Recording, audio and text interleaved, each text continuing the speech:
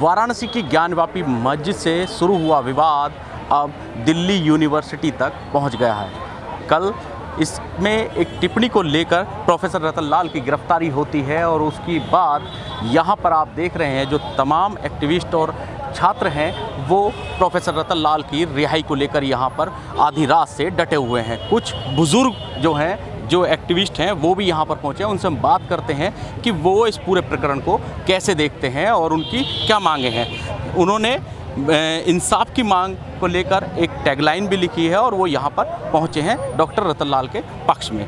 Sir पहले नाम बता दीजिए। सर मेरा नाम अमृत लाल सिंह है। क्या कहेंगे, पहले तो जिस पूरे मामले से बखेड़ा खड़ा हुआ है, क्या लगता है आपको कि उस जो टिप्पणी है उस टिप्पणी में क्या वाकई ऐसी कोई बात थी जिससे वाकई कुछ लोगों की भावनाओं को ठेस पहुंच सकती है और इस कार्रवाई को कैसे आप देखते हैं? देखिए, जो भी लर्नड आदमी होते हैं तो लर्नड आदमी कोई भी टिप्पणी करते हैं तो बिल्कुल हवा में नहीं करते हैं और वो ऐसी गैर जिम्मेदारान टिप्पणी भी नहीं होती है। तो जो भी टिप्पणी होती है उनका कुछ ना कुछ आधार होता है और उन आधारों के ऊपर एक समाज को चिंतन करना चाहिए, उसके ऊपर विचार करना चाहिए, एक विमर्श करना चाहिए। तो जो भी टिप्पणी है उसके ऊपर विमर्श का बनती है और उसके ऊपर विमर्श होना चाहिए और गिरफ्तारी उसके लिए किसी भी तरह से जो उसका समाधान नहीं है। तो सरकार जब डरती है तो ऐसे एक्शन उठाती है। जब सरकार के पास उसको कहने के लिए कुछ नहीं होता या पक्षों के पास उसके पास कुछ कहने के लिए नहीं होता तो इस तरह की दमनात्मक कार्रवाई की जाती है। तो कोई समाज यदि अपने जो जागरूक वर्ग है और अपने समाज को जो दिशा देने वाले लोग हैं उस समाज को दिशा देने वाले लोगों के ऊपर ही इस तरह की दमनात्मक कार्रवाई करेगा तो वो समाज जो है वो गर्त में जाएगा। आज हम देख रहे हैं कि श्रीलंका के अंदर क्या हो रहा है। तो श्रीलंका वाला जो हाल यहाँ भी ना हो, यदि ऐसी दमनात्मक कार्रवाई की जाएगी तो श्रीलंका वाला हाल यहाँ भी ना हो जाए, ऐसी परिस्थितियाँ हो जाती हैं। तो एक समस्या होती है, समस्याओं से बचने के लिए जो है वो दूसरी तरह का एक पैंतरा खोला जाता है, मोर्चा खोला जाता है, एक राजनीति का एक ये दस्तूर है। तो हमारे पास आज बेरोजगारी के अंदर बुरा हाल है, देश में जो है महंगाई बुरी तरह से बढ़ रही है, पेट्रोल के दाम कहीं के कहीं जा रहे हैं, रुपये की बात वो कहते हैं भी रुपया जो है वो कांग्रेस की तरह गिर रहा है। तो आजकल जो है वो तो कांग्रेस जैसे गिर रही है उतना रुपया भी उसका मूल्य गिर रहा है। प्रोफेसर रतन लाल के खिलाफ जो कार्रवाई हुई है उसको आप दमनकारी क्यों मानते हैं और आपने इंसाफ की मांग की है? नहीं, दमनकारी हम इसलिए मानते हैं कि कोई भी हम देखेंगे, अभी धर्म संसद हुई थी, धर्म संसद के अंदर खुलेआम जो उन्होंने कहा भी ये जो है वो करो और उससे आम लोगों का ये राय थी कि इससे जो है वो कम्युनल जेनोसाइड हो जाएगा इंडिया के अंदर। तो जब देश के अंदर ऐसा खतरा था उसके लिए कोई एक्शन नहीं लिया गया। लेकिन अभी ये सामान्य बात जो थी, जो एक जो है वो ज्ञानवापी या इस तरह के मामले के अंदर एक छोटी सी टिप्पणी उन्होंने कर दी थी, तो उसके लिए ये जो कार्रवाई, इतनी बड़ी कार्रवाई जो है वो उचित नहीं लगती है, इसलिए हम दमनात्मक कार्रवाई करते हैं। पक्ष कह रहा है कि उनकी भावनाओं को ठेस पहुंची है, उनके आराध्य के भावनाओं के हिसाब से यदि काम कहा जाएगा तो उसने भी अपनी भावनाएं व्यक्त की थी। यदि भावनाओं की ही बात है तो आप प्रोफेसर रतन लाल जी ने भी अपनी भावनाएं व्यक्त की थी, तो उनकी भी कुछ भावनाएं ठेस हो रही थी जिसकी वजह से काम किया। तो दूसरों को भी गिरफ्तार कर लो, क्योंकि जिनके लिए जो ये काम कर रहे हैं उसके लिए क्या मुस्लिम समुदाय की भावनाएं ठेस नहीं पहुंचती है? क्या हमारी भावनाएं ठेस नहीं पहुंचती है जब आप जो है जो बुद्धिस्ट साइट्स होती हैं उसके ऊपर आप अपना तगमा लगा के कह देते हो? जब सम्राट अशोक ने 84,000 जो स्तूप बनाए थे वो 84,000 स्तूप कहाँ गए? आमराय है और लोगों का इतिहासवेत्ताओं का कहना है साफ तौर से कि सारे के सारे जो है वो उनको मंदिरों के अंदर जो कर दिया है। गर्भगृह के अंदर जो है वो देखेंगे तो बुद्ध की मूर्ति मिलेंगी, बुद्ध की शाखाएँ मिलेंगी। और ये क्या है, इसके अंदर जो है बेकार की बातें उसके अंदर करते हैं कि आपको वहाँ पे शिवलिंग मिल गया है। अभी कैसे शिवलिंग मिल गया है आपको? अभी तय नहीं हुआ, कोर्ट ने तय नहीं। हाँ, और उसके लिए जो आप पहले से ही उसकी सारी कुछ बातें होती नहीं है, उसके ऊपर ही आप शुरू कर देते हो, फैसला पहले आ जाता है। आजकल न्याय नहीं हो रहा है, फैसले हो रहे हैं। सर आप क्या कहेंगे, जिस तरह की कल टिप्पणी हुई और टिप्पणी के बाद एफआईआर बाद गिरफ्तारी, अब क्या कहेंगे? मेरा नाम आरसी विवेक है और जितना भी जो हुआ है इसमें कोई तथ्य है ही नहीं। तथ्य इसलिए नहीं है कि वहाँ कोर्ट दोनों तरफ से कह रहा है कि ये शिवलिंग है, फाउंटेन है, एक कह रहा है फाउंटेन है, एक कह रहा है शिवलिंग।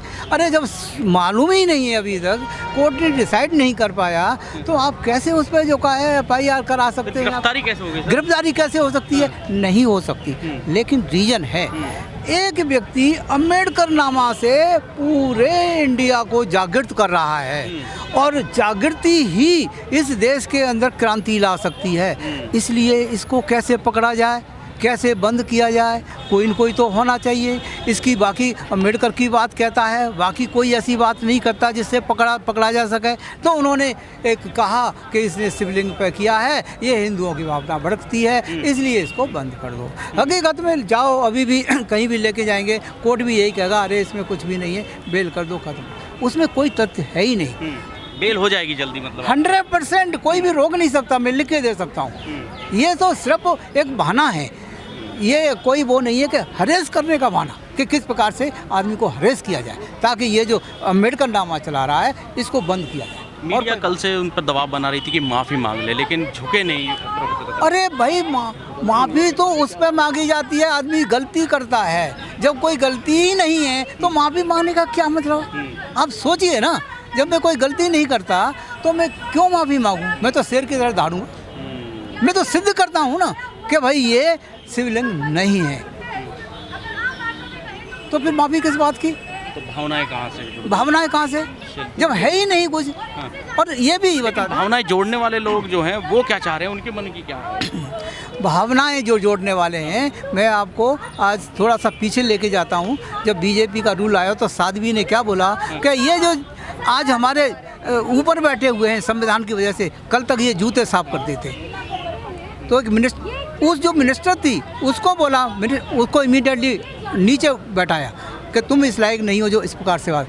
तो इनकी जो फीलिंग्स हैं कि ये जो डाउन टॉलरेंट जो हमसे आज तक गुलामी में थे, आज हमसे ऊपर बैठ के बातचीत करते हैं, ये उनको सहन नहीं हो रहा। बस that is the only reason. Sir क्या कहेंगे आप भी यहाँ पहुँचे हैं और रतनलाल जी की जो रिहाई की मांग कर रहे हैं, इंसाफ की मांग कर रहे हैं, क्या है प्रकरण को कैसे देख रहे हैं आप? नहीं, प्रकरण को तो सिर्फ आप ये देख सकते हैं कि प्रोफेसर रतनलाल जी अम्बेडकर नामा चला रहे हैं, जिससे कि पूरे भारत में क्या दुनिया में वो मैसेज जा रहा है कि जो बाबा साहब की विचारधारा है, जो हमारे महापुरुषों हैं उनकी विचारधारा है, तो उनकी विचारधाराओं को पहुंचाने के लिए, समाज में जागृति लाने के लिए वो कोशिश कर रहे हैं। तो उस कोशिश से ये होता है कि जो इतिहास, जो पुराना हमारा भारत का इतिहास है वो सामने आता है। और जो ये सरकार है वो नहीं चाहती कि जो इतिहास है वो सामने आए, और जो इन्होंने इतिहास को ख़त्म करने की साजिश चला रखी है उसको मतलब उसका भंडाफोड़ ना हो। क्योंकि जगह जगह इन्होंने अभी जो मंदिर का मामला उठा रहे हैं, अगर न्याय करना है तो जितने भी मंदिर हैं, पुराने मंदिर हैं, उनके नीचे से खुदाई करके देखो क्या है वहाँ। सच्चाई तो यही होगी कि भाई न्याय तो तभी होगा। अभी जैसे बाबरी मस्जिद का है, वो तो न्याय थोड़ी है, वो फैसला है। तो इसलिए ये फैसले से नहीं, न्याय तो न्यायालय से न्याय मिलेगा तभी होता है ये। न्यायालय से न्याय। चलिए आप सर आप भी बता दीजिए, आप कहाँ से आए हैं? मेरा नाम रामपाल सिंह है और मैं गाजियाबाद से आया हूँ। इंसाफ का पश्चिम उत्तर प्रदेश का मैं अध्यक्ष हूँ जी। तो क्या कहेंगे, गिरफ्तारी को कैसे देखते हैं? और अभी पूरा जो विवाद खड़ा हुआ है ज्ञानव्यापी मस्जिद से, उसमें किस तरह की बू आ रही है? सर ये जो इस तरह का जो पखेड़ा खड़ा किया है, जानबूझ कर किया गया है। क्योंकि जो हमारा एक जो राजनीतिक क्षेत्र है वो थोड़ा निष्क्रिय हुआ है, और जो लोग इंटेलेक्चुअल लोग हैं जो समाज को दिशा निर्देश दे रहे हैं, वो लोगों को जागरूक कर रहे हैं, और जागरूकता उनको पसंद नहीं है। उस जागरूकता से वो घबरा करके इस तरह का ये कदम किया गया है। तो अब आगे क्या रहेगा कि अगर इंसाफ नहीं मिलता है और रिहाई नहीं होती है तो क्या आगे कदम रहेगा? यदि ऐसा नहीं, अभी तो देखें कोर्ट क्या कहता है, उसके बाद में करेंगे। और यहाँ यदि ऐसा कोर्ट ने जो निर्णय देगा उसके बाद ये फैसला लिया जाए। ठीक है। तो तथाकथित शिवलिंग को दी गई टिप्पणी पर जिस तरह का विवाद खड़ा हुआ है, उसको लेकर गिरफ्तारी भले ही हो गई हो प्रोफेसर रतनलाल की, लेकिन समाज के सोशल एक्टिविस्ट और उनके साथ ये बुजुर्ग ये बताते हैं कि अभी उस समाज का मनोबल गिरा नहीं है और लड़ाई लंबी होने वाली है। दिल्ली विश्वविद्यालय से तेजिंदर सिंह, नेशन टाइम। इस वीडियो में कही गई सभी बातें वक्ता की अपनी राय है, जिसकी पुष्टि हम या हमारा चैनल नेशन टाइम नहीं करता।